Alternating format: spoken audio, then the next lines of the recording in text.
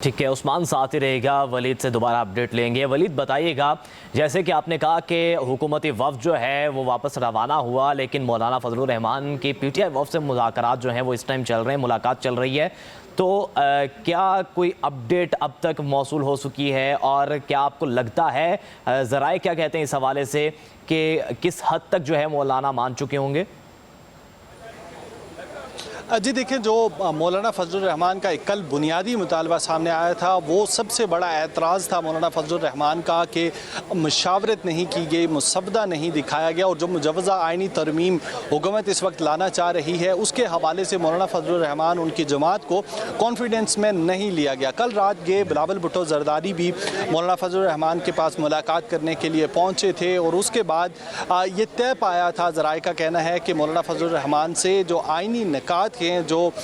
तरामीम हैं, उनके ऊपर डिस्कस किया जाएगा। और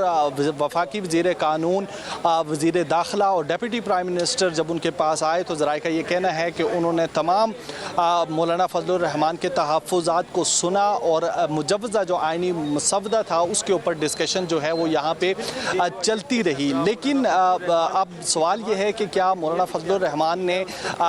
किसी भी हवाले से हुकूमत की जानिब से लाई जाने वाली तरमीम के साथ इत्तेफाक किया है या नहीं है। तो ये वो वक्त है कि जब मौलाना फजलुर रहमान अपने कम वोट होने के बावजूद अपना एक वेटेज जो है वो डाल रहे हैं हुकूमत की के ऊपर भी और अपोजिशन के ऊपर भी। चूँकि पाकिस्तान तहरीक इंसाफ ये समझती है कि अगरचे हुकूमत में जो इस वक्त हुकूमत की कोशिशें हैं उनको मद्देनज़र रखते हुए मौलाना फजलुर रहमान अगर हुकूमत के साथ इस आइनी तरमीम के हवाले से अपनी शराइत तय कर लेते हैं तो फिर अपोजिशन जो है उसको हजीमत का सामना होगा। लेकिन साथ ही साथ ये हुकूमत के लिए भी एक टेस्ट केस है, चूँकि आपने देखा होगा कि गुज़श्ता कुछ अरसे से इस आइनी तरमीम के हवाले से बात की जा रही थी, जिसमें सुप्रीम जो हमारी जुडिशरी है उसके हवाले से और जो जुडिशरी का इंफ्रास्ट्रक्चर है उस पूरे के हवाले से अब चीज़ें जो हैं वो खुल के सामने आना शुरू हो गई हैं। तो अगर हुकूमत को मौलाना फजलुर रहमान को मनाने में हुकूमत कामयाब नहीं होती तो ये हुकूमत के लिए भी बड़ी हिज़मियत का सामना करना पड़ेगा। चूँकि इस वक्त हम देख रहे हैं कि इस्लामाबाद में तमाम पार्लिमानी पार्टीज़ जो थी, जो हुकूमत का हिस्सा हैं, उनकी मुशावरत हुई है, इजलास हुए हैं और तमाम जो हुकूमती इत्तेहाद की पार्टियां थी या फिर जिन्होंने हुकूमत को सपोर्ट करना है उन्होंने कैटेगोरिकली जो स्टेटमेंट दिया है उसके मुताबिक अपने तमाम जो लीडर्स हैं उनको ये हदायत जारी किए हैं कि वो इस्लामाबाद में मौजूद रहें और इजलास में शिरकत करें। और इसमें जो डेवलपमेंट काफ़ी दिन से ऐसे हो रहा है कि मुलाकातें जारी हैं गुज़श्ता चंद रोज़ से, तो हुकूमती वफ़द की जानिब से क्या कहा गया कि ये लास्ट मुलाकात थी मौलाना की जानिब से या दोबारा मुलाकात के लिए आएंगे मुशावरत के बाद? और वलीद ये भी बताइएगा कि नवाज शरीफ, शहबाज शरीफ या कोई और भी जा सकता है मुलाकात के लिए दोबारा? जी देखें कि इस वक्त जब हुकूमती वफ़द यहाँ से निकला है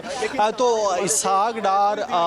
वफाकी वज़ीर दाखिला मोहसिन नकवी और उनके साथ आज़म नज़ीर ताड़र, तो मौलाना फजलुर रहमान के घर के अंदर से ही वो प्रोटोकॉल के समेत गाड़ियों में बैठे हैं और वापस रवाना हो गए हैं। तो ज़राए का ये कहना है कि मौलाना फजलुर रहमान ने जो है वो अपने तमाम तर तहफ़्फ़ुज़ात हुकूमत के सामने रखे हैं और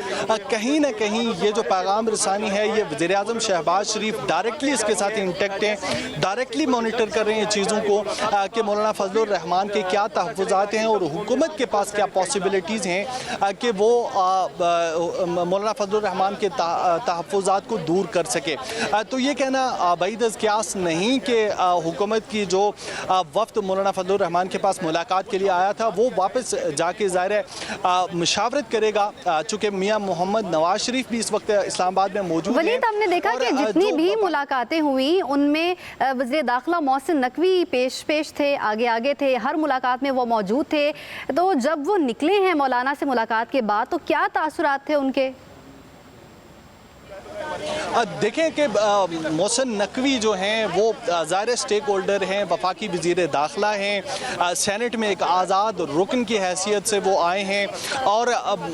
मदारुल माहम हैं एक तरह के हुकूमत के, चूँकि वफाकी वज़ीर दाखिला की पोजीशन पे बैठे हुए हैं। तो बॉडी लैंग्वेज से अंदाज़ा करना इंतहाई मुश्किल था, चूँकि उन्होंने किसी किस्म की गुफ्तगू करना मुनासिब नहीं समझी। लेकिन गुज़िश्ता रात जब हुकूमती वफ़द यहाँ से गया था तो अगर बॉडी लैंग्वेज की बात करें तो वो मायूस नज़र आ रहा था, अगर अपोजिशन के वक्त की बात करें तो वो गुज़िश्ता रात हमें मायूस नज़र आ रहा था। लेकिन ये जो डेवलपमेंट्स रफ्ता रफ्ता होती हुई हमें नज़र आ रही हैं तो इससे ये कहा जा सकता है कि अभी तक till this moment Pakistan Tehreek Insaf हो, हुकूमत हो, दोनों अपनी कोशिशें कर रही हैं कि मौलाना फजलुर रहमान जो हैं उनको किसी एक तरफ जो है वो टिल डाउन किया जा सके। लेकिन अभी तक मौलाना फजलुर रहमान किसी नतीजे पर नहीं पहुँचे हैं। ज़राए का ये कहना है कि मौलाना फजलुर रहमान ने हुकूमती वफ़द के सामने जो तहफ़्फ़ुज़ात थे उनको डिस्कस किया, रखा और उसके साथ साथ जो आइनी तरमीम के हवाले से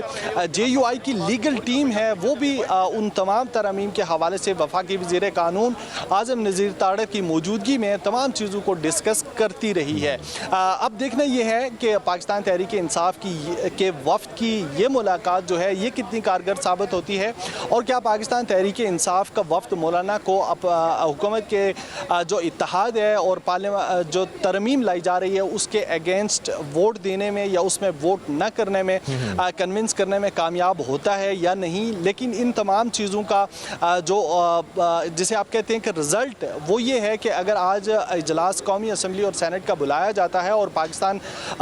JUI फे के जो लीडर्स हैं, जो सेनेटर्स हैं, जो अरकान कौमी असम्बली हैं, वो अगर ख़ुद शिरकत करते हैं, चूँकि ये